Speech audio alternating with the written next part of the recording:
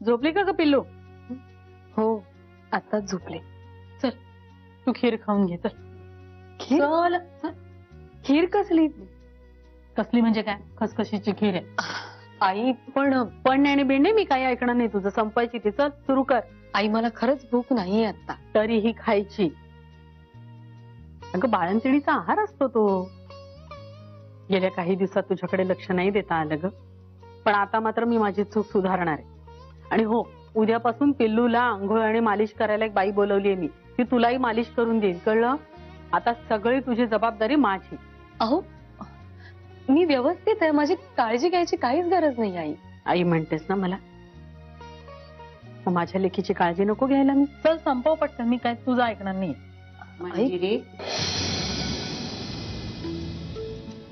घे बाई घे. अगं कुठली बी सासू एवढी माया करायची नाही बघ सुनेवर. शाली लाड करते ना हो तुझे. करून घे.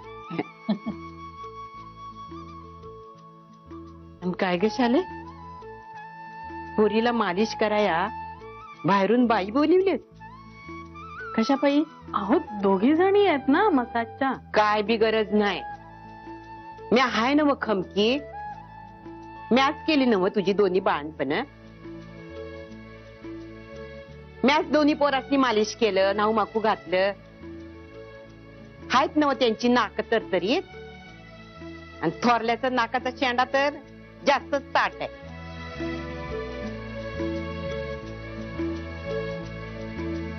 आणि मंजिरी, मी तुला विचारीन म्हणत होते, तर पिलूचं नाव कधी ठेवायचं ग? किती दिवस तिला पिलू पिलू म्हणत राहणार ग? आता तिचं बारसं करायला हवं का नाही?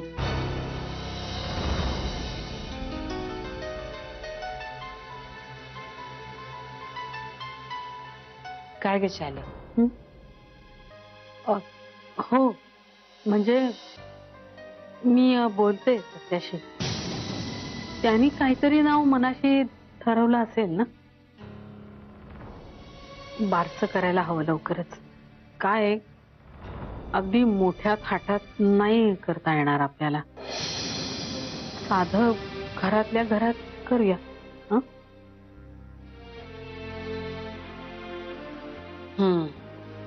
खरं आहे.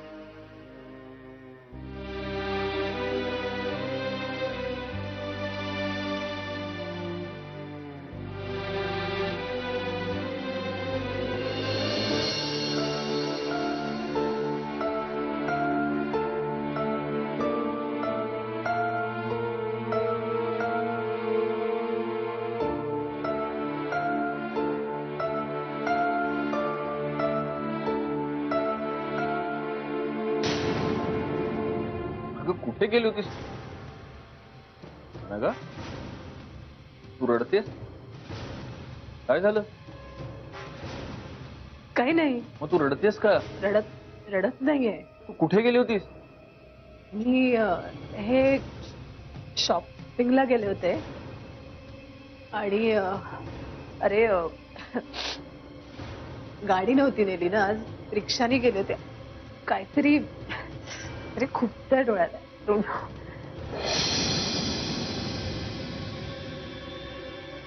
खरं सांगतेस? तू अचानक तुला भेटायला आलो होतो. दरवाजाला कुलूप दिसलं. माघारी फिरत होतो तेवढ्यात तू आलीस. ओके मग तुला घाई असेल तर निघ तू. थकलं होतेस? नाही रे. तू म्हणालास ना आता निघायचंय सो. अगं तू नव्हतीस म्हणून मी निघत होतो. तर मालकीणबाई साक्षात समोरात म्हटल्यावर काय. चला चला उघडा. एक कप कॉफी तरी पाजाल की नाही? हो म्हणजे काय. अगं मग चल उघड लवकर.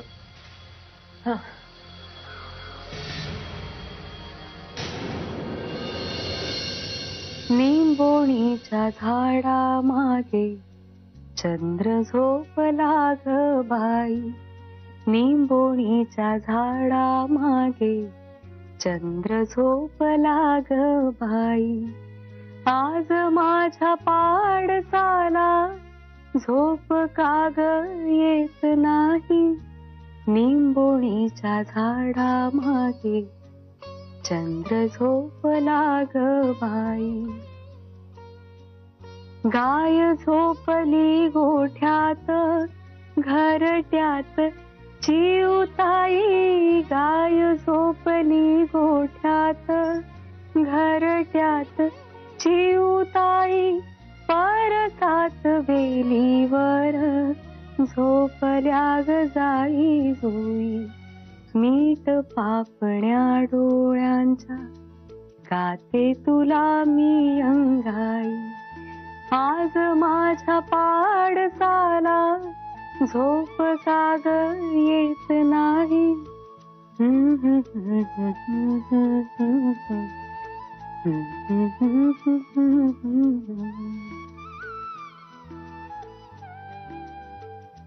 काय झालं बाळा, झोप नाही येते? बाबाची आठवण येते? येतील बाबा,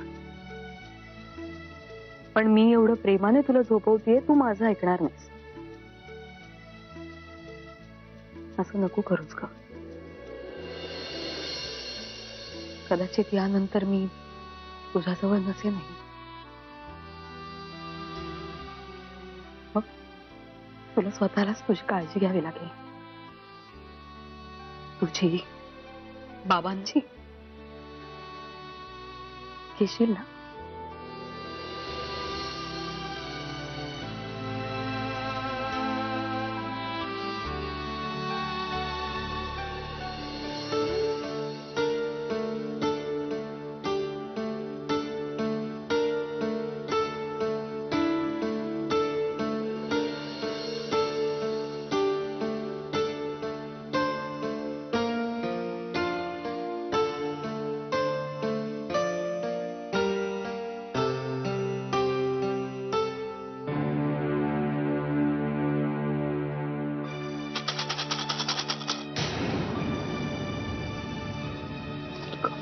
थँक्स. काय मग अजूनही तू या खेळण्यांनी खेळतेस का? तूच कोणाची तरी बॅग उचलून आणलीस की काय? हा, ऍक्च्युली काय धांदरटपणा आहे ना माझा. दुसऱ्याची बॅग उचलून आणली. नाही पण तू मुळात लहान मुलांच्या खेळण्याच्या दुकानात गेली का होती? नाही, कसं झालं, मी दुकानात गेले होते त्या, पण माझे केस आहेत ना, त्याला कुठलाही शॅम्पू चालत नाही. पर्टिक्युलर शॅम्पू लागतो, म्हणून मी बेबी शॅम्पूच यूज करते.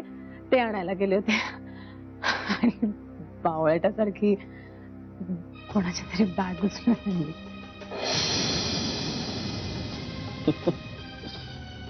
तू दुकानामध्ये शॅम्पू आणायला गेलीस आणि चुकून खेळण्यांची पिशवी घेऊन आली बावळटासारखी.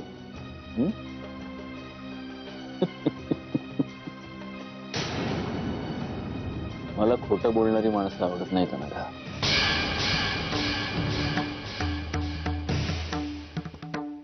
तू कशी लिलया खोटं बोलते. ही खेळणी, तुझ्या डोळ्यातलं पाणी, नेमका काय प्रकार आहे तो लक्षात येतोय माझ्या. आता तू स्वतःहून सांगितलंस तर बरं होईल.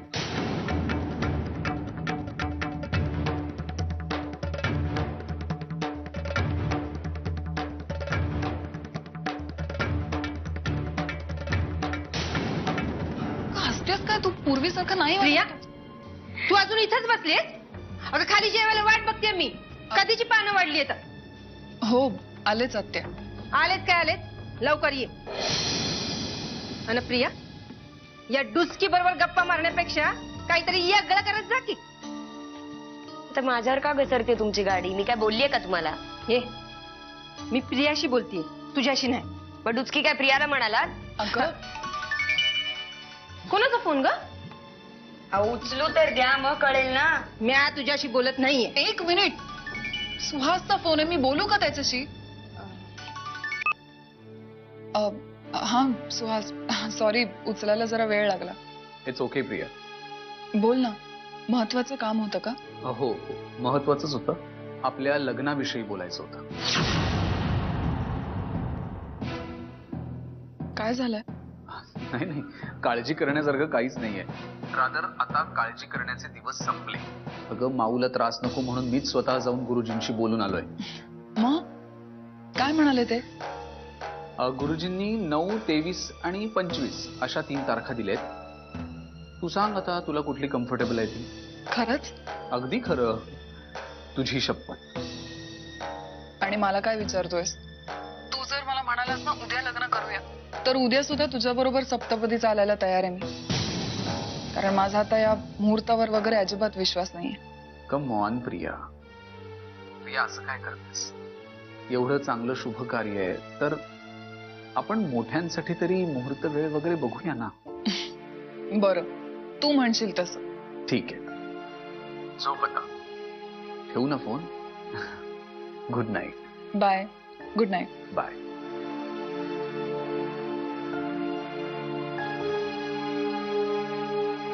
ये काय म्हणत होता सुहास? आत्या, त्यांनी आमच्या लग्नासाठी 3 तारखा काढल्या.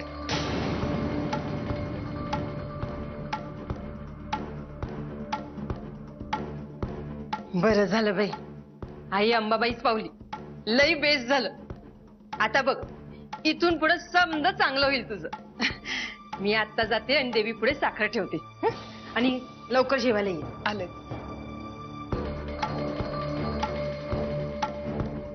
सो आता काय सुहासशी लग्न करणार आहेस तू? फायनली. कारण आता दुसरा कुठला पर्यायच नाही माझ्याकडे. नेत्रा इथे राहिले ना तर तो दादा जीव खाईल माझा. सुखाने जगूही देणार नाही आणि मरूही देणार नाही. त्यापेक्षा सुहासशी लग्न करून पुण्यात किंवा मुंबईत सेटल होईल. कायमचा त्रास तरी मिटेल. मन भाबडं असतं प्रिया. आपण समजूत घालतो मनाची आणि मग त्याला असं वाटायला लागतं की आपण म्हणतोय तेच बरोबर आहे. तसंच होणार आहे. सगळं चांगलं होणार आहे. म्हणजे अगं वेडी का खुळी तू प्रिया? तो दादा होळकर म्हणजे काय तुला रोड साईड रोमिओ वाटला? तू पुण्याला आणि मुंबईला निघून गेल्यावर तुला विसरून जाणार आणि दुसऱ्या पोरीच्या मागे लागणारा? कुठेही गेलीस तरी शोधून काढेल तो तुला.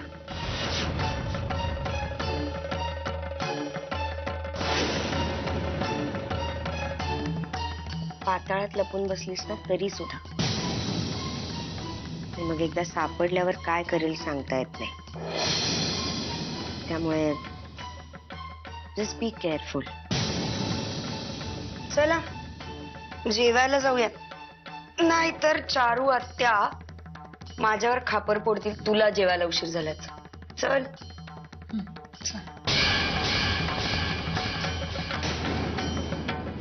चल सोड,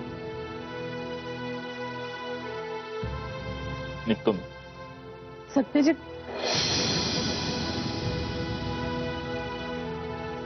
मला कळत नाहीये तू काय चालवतेस. काहीच झालेलं नाहीये, मी सांगतेय. जर काहीच झालेलं नाही तर मग मला मगाशी दारातूनच निघून जायला का सांगत होत? अरे मला वाटलं की तू वाट बघत असशील बराच वेळ, उशीर होत असेल. सो नका, मला फक्त इतकंच जाणून घ्यायचंय की तू कुठे गेली होतीस. सांगणार आहेस?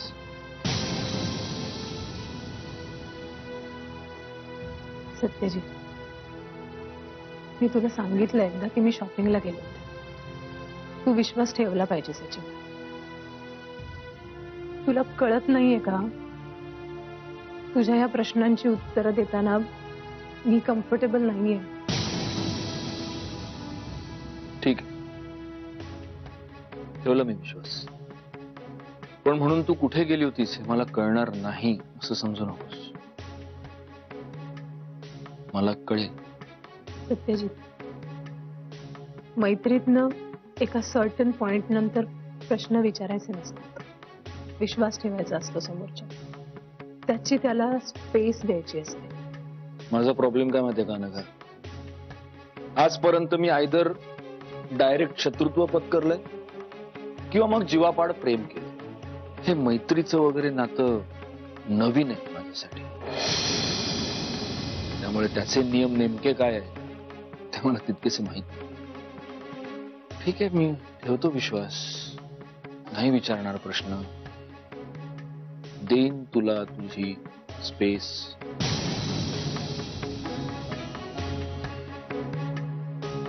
काय बोलत बसलोय सत्यजित आपण? आता काहीतरी बरं बोलूयात. बरं, ठीक आहे, हवा पाण्याच्या गप्पा मारू. नमस्कार. आजच्या ठळक बातम्या. आज महाराष्ट्रासह भारतभरात भयंकर पर्जन्यवृष्टी झाली, झाडं वाहून गेली, घरं. हे खूपच बोरिंग आहे, हे नको. मी एक जोक सांगू? फाईन, नाही सांगत. बरं, सांग सांग. हा, तर एक अधिकारी शाळेत जातात तपासणीसाठी आणि मुलांना विचारतात की तुमच्या वर्गात सगळ्यात आळशी कोण आहे? मुलं म्हणतात मास्तर आहे. काय, दिस इज नॉट फेअर. ऐक काय, मी तुला एक जोक सांग. दादा आलात का तुम्ही? चला, मी लगेच जेवायलाच वाढते. अनघा आली होती इथे. अनघा? अनघा राजे. अच्छा अच्छा, अनघा राजे म्हणजे तुमच्या बिझनेस क्लायंट आहेत त्याच ना? वहिनींच्या डोहाळ्या जेवणाला घरी आल्या होत्या, बरोबर ना? ती आज इथे आली होती का? घरी? नाही दादा, मला नाही माहिती. म्हणजे मी दिवसभर किचन मध्येच होते ना, इतकं काम असतं ना, किचन मधनं बाहेरच येत नाही मी. मला माहितीच नाही कोण येतं कोण जातं. मला काय वाटतं दादा, आईंना माहिती असेल. ते बघा, आई आल्यात. आई, दादा विचारत होते अनघा राजे घरी आल्या होत्या का? हा प्रश्न तू मलाच विचार सत्या, मी देते उत्तर. मग दे उत्तर. नाही, इथे नको, माझ्या रूम मध्ये चल, आपण बोलूया.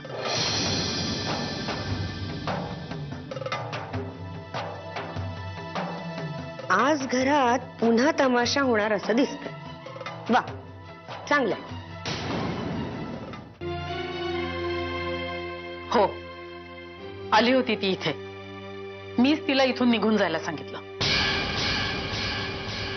पण काय, तिची काय चूक?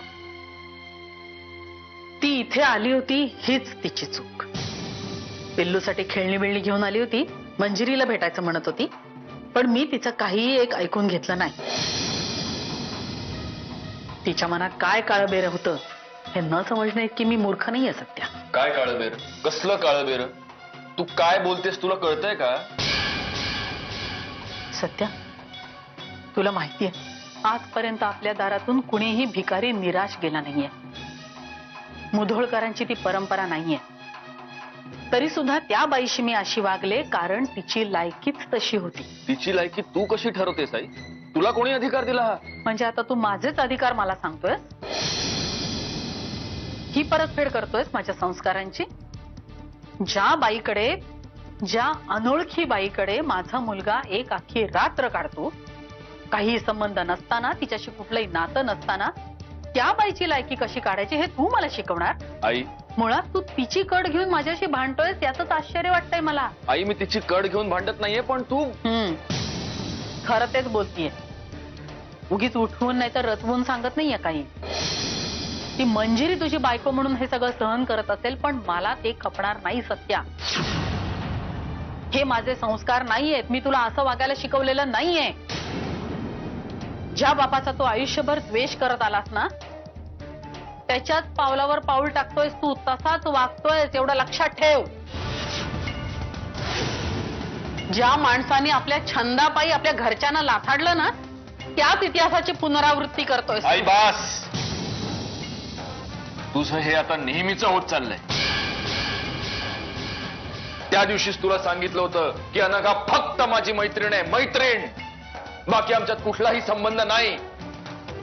आणि माझ्यावर हे असले घाणेरडे आरोप करायच्या आधी ज्या मुलीला सध्या डोक्यावर घेऊन नाचतेस ना, तिला जाऊन जाब विचार जा. ती या सगळ्याचं मूळ आहे. विषय तुझा चाललाय सत्या, तिचा नाही. तिला मध्ये आणू नको.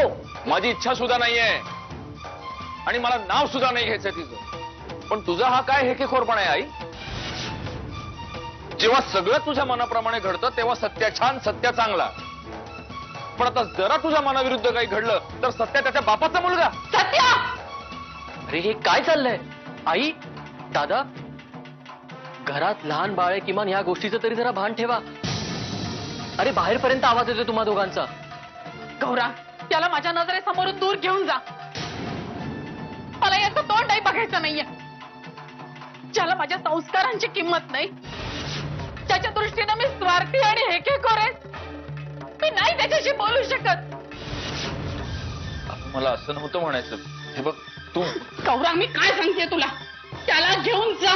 आई. हे बघ, घरामध्ये जर सुखशांती नांदायला हवी असेल आई. तर यांनी माझ्याशी बोलायचं नाही, मी याच्याशी बोलणार नाही. आई प्लीज असं नको. गौरा, जा घेऊन, मला त्रास होतोय. दादा, दादा, ऐक, ऐक. असं नको. दादा, ऐक ना माझं, ऐक, ऐक. हे बघ, हे बघ, हे बघ. बोल ना आई. दादा, आपण आईशी नंतर बोलू. दादा प्लीज चल तू.